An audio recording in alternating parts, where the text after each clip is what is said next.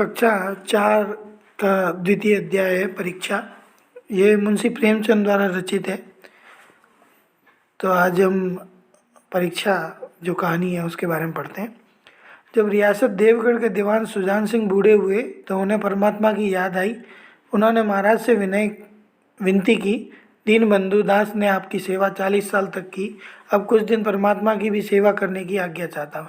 यानी वे बूढ़े हो गए थे और वे चाहते थे कि वे सब काम काज छोड़ के और ईश्वर की भक्ति करें।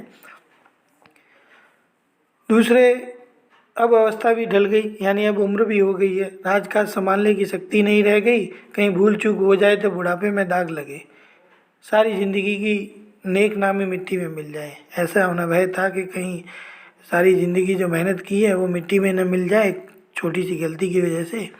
राजा साहब अपने अनुभवशील और नीति कुशल दीवान का बड़ा आदर करते थे। उन्होंने बहुत समझाया, लेकिन जब दीवान साहब नहीं माने तो हार कर उन्होंने उनकी प्रार्थना स्वीकार कर ली।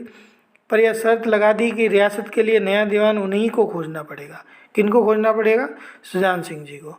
दूसरे दिन देश के प्रसिद्ध अखबारों में यह विज्ञापन निकला कि देवगढ़ के लिए एक सुयोग्य दीवान की आवश्यकता है। जो सज्जन अपने को इसके योग्य समझे वे वर्तमान दीवान सरदार सुजान सिंह की सेवा में उपस्थित हो। यह जरूरी नहीं कि वो ग्रेजुएट हो, मगर उन्हें हस्तपुष्ट होना आवश्यक है। मंदाकिनी के मरीजों को यहाँ तक कष्ट उठाने की कोई ज़रूरत है।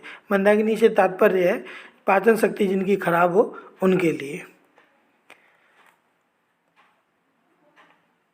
1 महीने तक उम्मीदवारों के रहन सहन और आचार विचार की देखभाल की जाएगी, यानी वहाँ पर 1 महीने तक रखा जाएगा उनका। विद्या कम परंतु कर्तव्य का अधिक विचार किया जाएगा।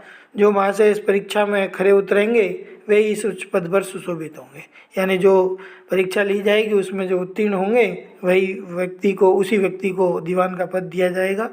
इस विज्ञापन ने सारे मुल्क में हलचल मचा दी। ऐसा ऊंचा पद और किसी प्रकार की कैद नहीं, केवल नसीब का खेल है।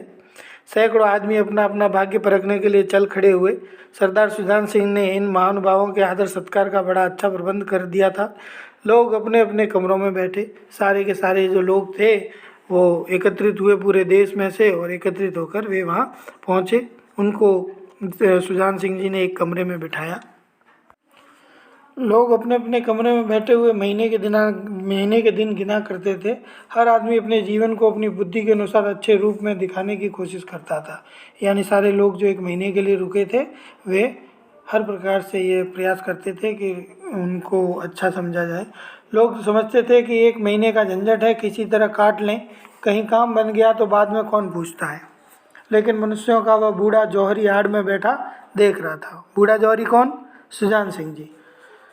कि इन बगुलों में हंस कहाँ छिपा है। वो हंस की तलाश में थे, यानी उन्हें लगता था कि ये सारे चतुर लोग हैं, यानी बगुले हैं, और इनके बीच में एक अच्छा नेक व्यक्ति ढूंढना है जो दीवान बन सके। एक दिन नए फैशन वालों को सूझी कि आपस में हॉकी का खेल हो जाए, यानी हॉकी का खेल या मैच किया जाए। यह प्रस्ताव हॉकी के मजे खिलाड़ियों ने पेश किया।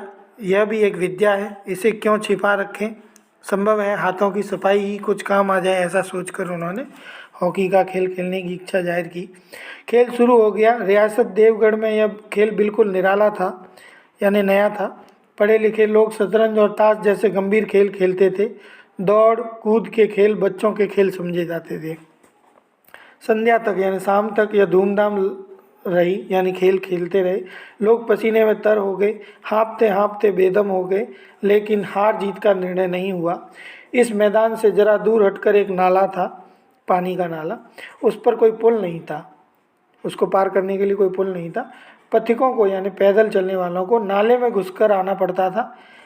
खेल अभी बंद हुआ था और खिलाड़ी लोग बैठे दम ले रहे थे, यानी सुस्ता रहे थे। एक किसान अनाज से भरी हुई गाड़ी लिए उस नाले में आया, लेकिन कुछ तो नाले में कीचड़ था और कुछ उसकी चढ़ाई इतनी ऊंची थी कि गाड़ी ऊपर नहीं चढ़ सकती थी। वह कभी बैलों को ललकारता, कभी पहियों को हाथों से ढकेलता, लेकिन बोझ अधिक था और बैल कमज़ोर। गाड़ी ऊपर को न चढ़ती, और चढ़ती भी तो कुछ दूर चढ़कर फिर वापस नीचे आ जाती। किसान बार बार जोर लगाता और बार बार झुंझलाकर बैलों को मारता, लेकिन गाड़ी निकलने का नाम नहीं लेती थी। बेचारा इधर उधर निराश होकर ताकता, मगर वहाँ कोई सहायक नज़र न आता था। गाड़ी को अकेले छोड़कर वह कहीं जा भी नहीं सकता था। बड़ी विपत्ति में फंसा हुआ था। इसी बीच खिलाड़ी हाथों में स्टिक लिए झूमते झामते इधर उधर से निकले। किसान ने उनकी तरफ सहम हुई आंखों से देखा, परंतु किसी से मदद मांगने का साहस नहीं जुटा सका। खिलाड़ियों ने भी उसे देखा, मगर बंद आंखों से, यानी उसकी तरफ ध्यान नहीं दिया। उनमें सहानुभूति का नाम न था। किनमें? वे जो खिलाड़ी थे, उनमें स्वार्थ था, मद था, उदासीनता थी, प्रेम का नाम भी न था। लेकिन उसी समूह में एक में ऐसा मनुष्य भी था जिसके हृदय में दया थी और साहस था। आज हॉकी खेलते हुए उसके पैरों में चोट लग गई थी। लंगड़ाता हुआ वह धीरे धीरे चला आ रहा था। अकस्मात उसकी निगाह गाड़ी पर पड़ी। वह ठिठक गया। किसान को देखते ही वह सारी बात समझ गया। उसने स्टिक किनारे रखी, यानी हॉकी की, जो जिससे हॉकी खेलते हैं वो, कोट उतारा और किसान के पास जाकर बोला, मैं तुम्हारी गाड़ी निकाल दूँ? किसान ने देखा कि घटे हुए वजन का एक लंबा आदमी सामने खड़ा है। डर कर बोला, हुजूर आपसे मैं कैसे कहूँ? यानी क्या कहा उसने? हुजूर मैं आपसे कैसे कह सकता हूँ कि आप मेरी मदद कीजिए या मेरी गाड़ी निकलवाइए। युवक ने कहा, मालूम होता है तुम यहाँ बड़ी देर से फंसे हुए हो। अच्छा तुम गाड़ी पर जाकर बैलों को साधो, यानी बैलों को संभालो, मैं पहिए को ढकेलता हूँ, अभी गाड़ी ऊपर आ जाती है। किसान गाड़ी पर जाकर बैठा। युवक ने पहिए को जोर लगाकर खिसकाया। कीचड़ बहुत ज़्यादा था। वह घुटने तक जमीन में धंस गया, लेकिन उसने हिम्मत नहीं हारी, यानी प्रयास करता रहा वह। उसने फिर जोर लगाया। उधर किसान ने बैलों को ललकारा। बैलों को सहारा मिला। उनकी हिम्मत बढ़ गई। उन्होंने कंधे झुकाकर एक बार जोर लगाया। बस गाड़ी नाली के ऊपर थी, यानी गाड़ी निकल गई। किसान युवक के सामने हाथ जोड़कर खड़ा हो गया और बोला, महाराज आपने आज मुझे उबार लिया, यानी मुझे इस समस्या से निकाल दिया, नहीं तो सारी रात यहीं बैठना पड़ता। युवक ने हंसकर कहा, अब मुझे कुछ इनाम देते हो, यानी मुझे कुछ इनाम देते हो क्या? मजाक किया उन्होंने। किसान ने गंभीर भाव से कहा, नारायण चाहेंगे तो दीवानी आपको ही मिलेगी, यानी ईश्वर चाहेंगे तो दीवानी किसको मिलेगी? आपको ही मिलेगी, यानी दीवान आपको ही बनाया जाएगा। युवक ने किसान की ओर ध्यान से देखा। उसके मन में एक संदेह हुआ, कहीं यह सुजान सिंह तो नहीं? आवाज़ मिलती है सुजान सिंह जी से, इस व्यक्ति की, किसान की आवाज़ मिलती है। चेहरा मोहरा भी वही है, यानी चेहरा और बनावट भी उन्हीं के जैसी लगती है। किसान ने भी उसकी ओर तीव्र दृष्टि से देखा। शायद वो उसके दिल में संदेह को भाप गया था। शायद उन्हें लगा कि यह मुझे पहचान गया है। मुस्कुराकर बोला, गहरे पानी में बैठने से ही मोती मिलता है। महीना पूरा हुआ। चुनाव का दिन आ पहुंचा। संध्या के समय राजा साहब का दरबार सजाया गया। शहर के रईस लोग, राजा के कर्मचारी और दरबारी, दीवानी के उम्मीदवार सब रंग बिरंगी सज धज बनाए दरबार में आ विराजे। उम्मीदवारों के कलेजे धड़क रहे थे, यानी उन्हें भय था कि कहीं हम हार नहीं जाए या हमें नहीं मिले ये दीवानी का पद। तब सरदार सुजान सिंह ने खड़े होकर कहा, दीवानी के उम्मीदवार महाशयों, मैंने आप लोगों को जो कष्ट दिया है उसके लिए क्षमा चाहता हूँ, या क्षमा कीजिए मुझे। हमें इस पद के लिए ऐसे पुरुष की आवश्यकता थी जिसके हृदय में दया और साथ ही साथ आत्मबल भी हो। इस रियासत के सौभाग्य से हमें ऐसा पुरुष मिल गया। मैं रियासत को पंडित जानकीनाथ सा दीवान पाने पर बधाई देता हूँ। यानी उन्होंने घोषणा कर दी कि इस रियासत, देवगढ़ रियासत के जो दीवान होंगे वो पंडित जानकीनाथ होंगे। रियासत के कर्मचारी और रईसों ने पंडित जानकीनाथ की तरफ देखा और उम्मीदवारों के दल की आंखें उधर उठी, मगर उन आंखों में सत्कार था और इन आंखों में ईर्ष्या थी। यानी पंडित जानकीनाथ की जो आंखें थी उनके अंदर तो सत्कार था, यानी धन्यवाद, कृतज्ञता प्रकट कर रही थी, जबकि दूसरे लोग जो उन्हें देख रहे थे उनके मन में या उनकी आंखों में ईर्ष्या प्रकट हो रही थी।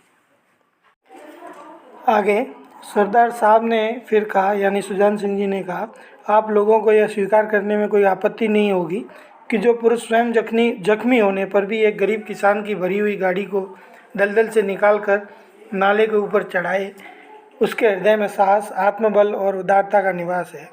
ऐसा आदमी गरीबों को नहीं सताएगा, वह दया और धर्म के मार्ग से कभी नहीं हटेगा। तो ये सारी जो गुण थे उनके अंदर, पंडित जानकीनाथ के अंदर, इसी वजह से उनको चुना गया दीवान। अब आगे शब्द और शब्दार्थ है नवीन। विनय यानी प्रार्थना, मंदाग्नि यानी पाचन ठीक न होना, मद यानी अहंकार, दास यानी सेवक, नसीब यानी भाग्य, संदेह यानी शक, हष्टपुष्ट यानी स्वस्थ, सहानुभूति यानी हमदर्दी, तीव्र यानी तेज। प्रथम प्रश्न है, देवगढ़ रियासत के दीवान कौन थे? देवगढ़ रियासत के दीवान सुजान सिंह थे। नए दीवान के लिए विज्ञापन किस माध्यम से दिया गया? तो इसका उत्तर है, नए दीवान के लिए विज्ञापन जो था वो अखबारों के माध्यम से दिया गया। कितने उम्मीदवार अपना भाग्य परखने के लिए आए? सैकड़ों उम्मीदवार अपना भाग्य परखने के लिए आए। उम्मीदवारों को कौन कौन सा खेल खेलने की सूझी? उम्मीदवारों को केवल मात्र हॉकी का जो खेल था वह खेलने का उन्होंने सोचा। नाले में क्या फंसा था? नाले में बैलगाड़ी फंसी हुई थी। अब है लिखित प्रश्न, दीवान सुजान सिंह अपना पद क्यों छोड़ना चाहते थे? दीवान सुजान सिंह बूढ़े हो चुके थे और वो परमात्मा की सेवा यानी भक्ति करने के लिए अपना पद छोड़ना चाहते थे। राजा साहब ने नया दीवान खोजने की जिम्मेदारी किस पर डाल दी? राजा साहब ने नया दीवान खोजने की जो जिम्मेदारी थी वह स्वयं सुजान सिंह जो दीवान थे उन पर डाल दी। सरदार सुजान सिंह किस प्रकार के व्यक्ति को रियासत का दीवान बनाना चाहते थे? सरदार सुजान सिंह एक कर्तव्यनिष्ठ एवं संवेदनाशील यानी आत्मबल वाला, साहस वाला और उदारता वाला व्यक्ति, ऐसे व्यक्ति को वे दीवान बनाना चाहते थे। किसान किस